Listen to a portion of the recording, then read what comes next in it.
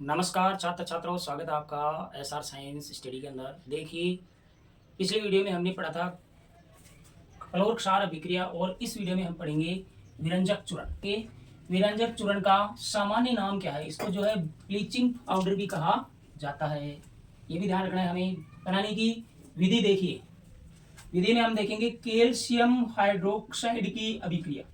Calcium hydroxide की अभिक्रिया जब Cl2 के साथ में होती है, ये देखिए, कैल्शियम हाइड्रोक्साइड की अभिक्रिया जब Cl2 के साथ में होती है उस समय क्या होता है कि कैल्शियम का Cl के साथ में और ऑक्सीजन के साथ में अभिक्रिया होगी, उस समय बनेगा CaOCl2 प्लस जल बाहर निकल जाएगा, कैल्शियम का ऑक्सिक क्लोराइड प्राप्त हो जाएगा। इसका नाम है कैल्शियम ऑक्सी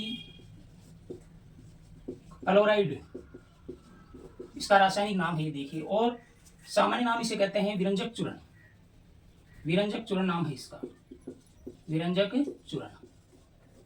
ऐसे प्राप्त होगा ये प्राप्त होगा कि जब कैल्शियम हाइड्रोक्साइड की अभिक्रिया Cl2 के साथ में होगी उस समय बनेगा कैल्शियम ऑक्सिक क्लोराइड प्राप्त हो जाएगा, CaOCl2 प्राप्त हो जाएगा। इसे कहते हैं विरंजक चूर्ण कहते हैं। और जल जो है वो बाहर निकल जाएगा, अर्थात कैल्शियम हाइड्रोक्साइड की अभिक्रिया जब Cl2 के साथ में होती है उस समय बनता है CaOCl2 प्लस H2 बाहर निकल जाता है।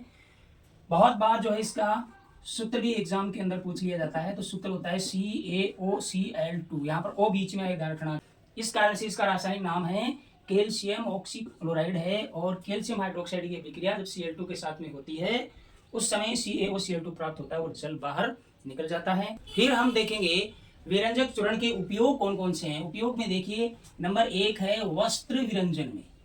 वस्त्र विरंजन में कि वस्त्रों का जो प्राकृतिक रंग है उसको विरंजक चूर्ण की सहायता से हटाया जा सकता है और उसके ऊपर विभिन्न प्रकार के जो रंग है करने के लिए उसको तैयार किया जा सकता है। तो नंबर 1 इसका जो उपयोग है वह है वस्त्र विरंजन में। दूसरा जो इसका उपयोग है वह है उपचाय के रूप में।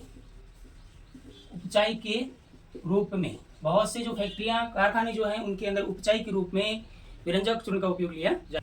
विभिन्न जो रासायनिक उद्योग है उनके अंदर जो उपचाय के रूप में भी इसका उपयोग लिया जाता है। नंबर 3 है पीने वाले जल को जीवाणुओं से मुक्त करने के लिए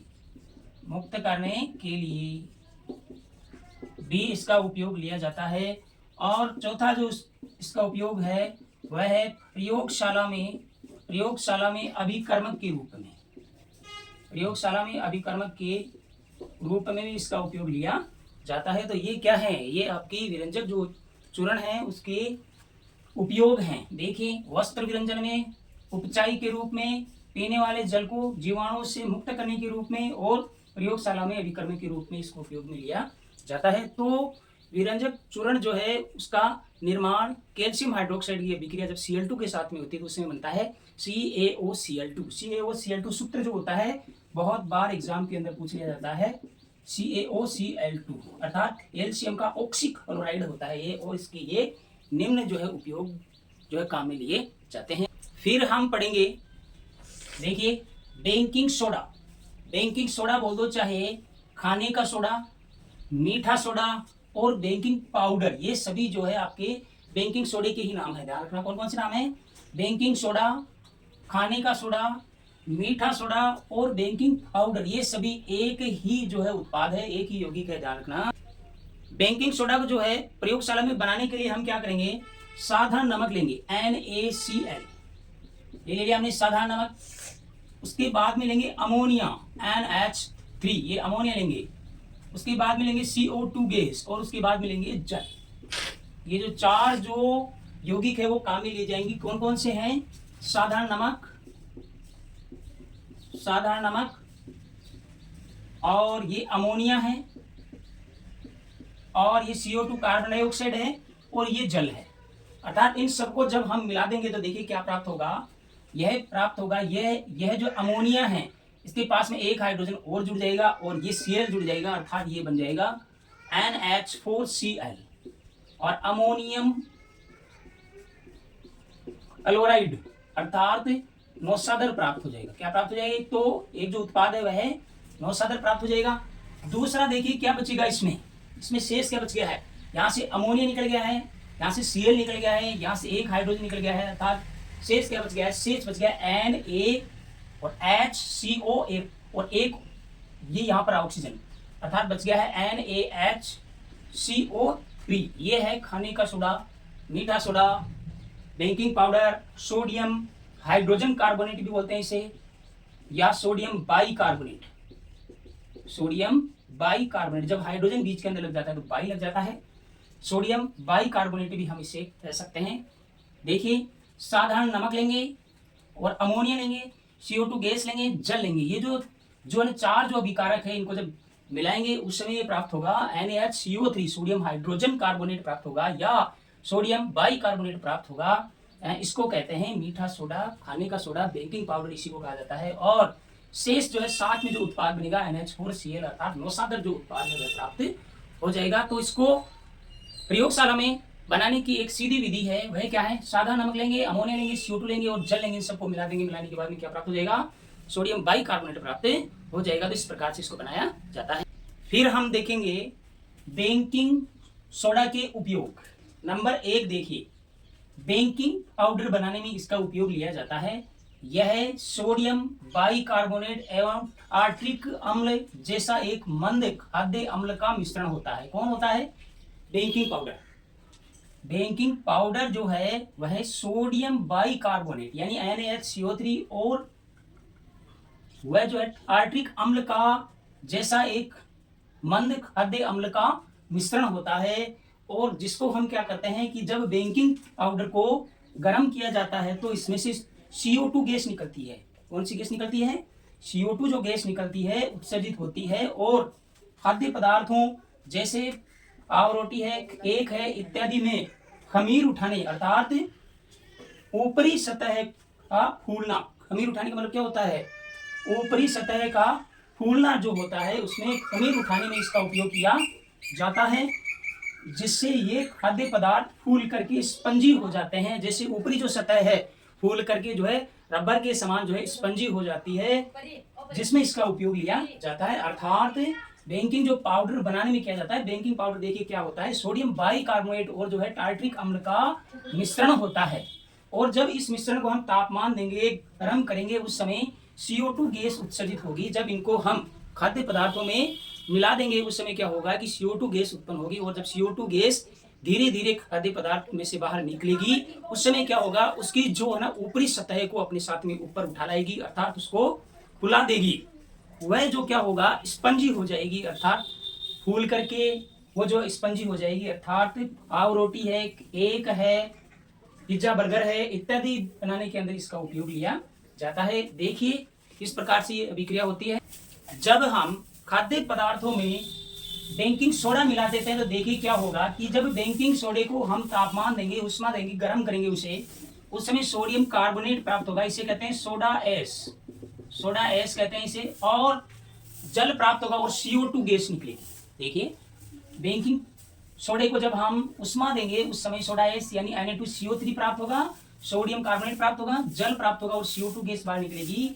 वह उसी के साथ में सोडियम बाइकार्बोनेट को जब अम्लों के साथ, मैंने आपको बताया था कि टार्ट्रिक जैसे अम्लों के साथ में जब अभिक्रिया होती है उस समय देखिए CO2 गैस प्राप्त होती है, जल प्राप्त होता है और अम्ल का सोडियम लवण प्राप्त होता है। अर्थात बेकिंग जो पाउडर है, बेकिंग सोडा जो है उसको जब हम गर्म करते हैं उस समय देखिए क्या प्राप्त होती है, CO2 गैस प्राप्त होती है। तो इसको खाद्य पदार्थों में मिलाने पर क्या होगा कि जैसे ही मिला करके हम क्या करेंगे, गर्म करेंगे, उस समय CO2 गैस निकलेगी, धीरे धीरे उसमें से निकलेगी और निकलने से क्या होगा कि जो खाद्य पदार्थ जो है उसकी ऊपरी सतह को अपने साथ में ऊपर उठा लाएगी, फुला देगी। अर्थात पाव रोटी है, केक है इत्यादि स्पंजी हो जाते हैं।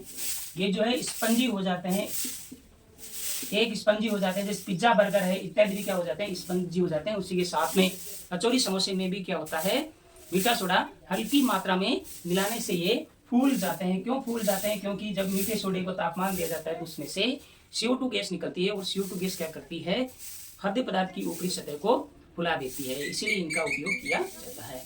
दूसरा उपयोग देखिए इसका लिया जाता है एंटीएसिड के रूप में। एंटी एसिड जब हमारे उदर में, पेट में अम्ल की मात्रा ज्यादा हो जाए उस समय जो है हम बेकिंग पाउडर का उपयोग ले सकते हैं, बेकिंग सोडे का उपयोग ले सकते हैं। NaHCO3 जो होता है एक क्षारीय लवण होता है। क्या होता है?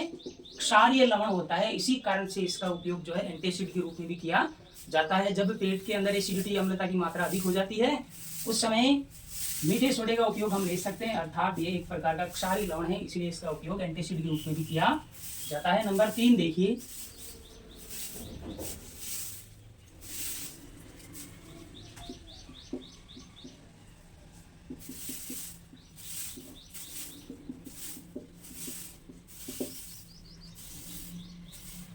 नंबर 3 है अग्निशामक के रूप में, कि जब बेकिंग पाउडर को हम गर्म करते हैं, मीठे सोडे को, सोडियम हाइड्रोजन कार्बोनेट को जब हम गर्म करते हैं उस समय देखिए क्या प्राप्त होता है, उस समय CO2 गैस प्राप्त होती है। तो CO2 हमें ज्ञात है कि CO2 जो होता है आग बुझाने के काम में आती है। इस कारण से जो है बेकिंग पाउडर का उपयोग जो है, बेकिंग सोडे का उपयोग जो है आग बुझाने में भी किया जाता है। तो ये इसके मुख्य उपयोग थे। नंबर 1 उपयोग था इसका, देखिए खाद्य पदार्थों के अंदर खमीर उठाने के लिए, उनको स्पंजी बनाने के लिए, फुलाने के लिए इसका उपयोग किया जाता है।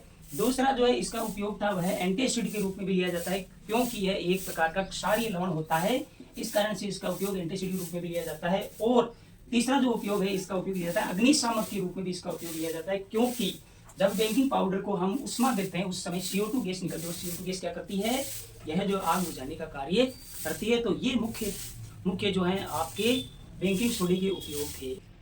फिर हम पढ़ेंगे धोने का सोडा। देखिए सामान्य सूत्र इसका होता है Na2CO3.10H2O होता है, यानी 10 H2O इसमें क्रिस्टल का जल होता है। निर्माण विधि देखिए इसकी, कि जब सोडियम कार्बोनेट Na2CO3 में 10 अणु जब हम जल के मिला दें, सोडियम कार्बोनेट है, इसमें क्या करेंगे कि 10 अणु जब जल के मिला देंगे उस समय ये देखिए Na2CO3.10H2O ये हो जाएगा धोने का सोडा। ये क्या हो जाएगा? धोने का सोडा प्राप्त हो जाएगा। अर्थात सोडियम कार्बोनेट में जब हम 10 अणु जल के मिला देंगे उस समय ये जो अणु जुड़ करके क्या प्राप्त हो जाएंगे, Na2CO3.10H2O प्राप्त हो जाएगा। इसको कहते हैं धोने का सोडा कहा जाता है। फिर हम देखेंगे धोने के सोडे के उपयोग कौन कौन से हैं। उपयोग देखेंगे, नंबर 1 है कांच, साबुन और कागज उद्योगों के अंदर धोने के सोडे का उपयोग लिया जाता है। दूसरा जो है बोरेक्स के उत्पादन में, बोरेक्स क्या होता है, वस्त्रों के ऊपर से दाग हटाने का एक यौगिक आता है, उसे बोरेक्स कहते हैं। वो बोरेक्स के उत्पादन में इसका उपयोग लिया जाता है। उसी के साथ घरों में साफ सफाई करने के लिए भी जो है धोने के सोडे का उपयोग लिया जाता है। और सबसे इंपॉर्टेंट जो है वह इसका उपयोग है कि जल की स्थायी कठोरता को हटाने के लिए भी धोने के सोडे का उपयोग लिया जाता है। ये जो इंपॉर्टेंट है बच्चों, बहुत बार जो एग्जामों के अंदर ये आ चुका है, जल की स्थायी कठोरता को हटाने के लिए कौन से यौगिक का उपयोग लिया जाता है, तो वह लिया जाता है धोने के सोडे, अर्थात Na2CO3.10H2O का उपयोग लिया जाता है। तो उपयोग देखेंगे, कांच, साबुन, कागज उद्योगों में, बोरेक्स के उत्पादन में, घरों में साफ सफाई के रूप में और जल की स्थायी कठोरता हटाने के रूप में काम में लिया जाता है इसका।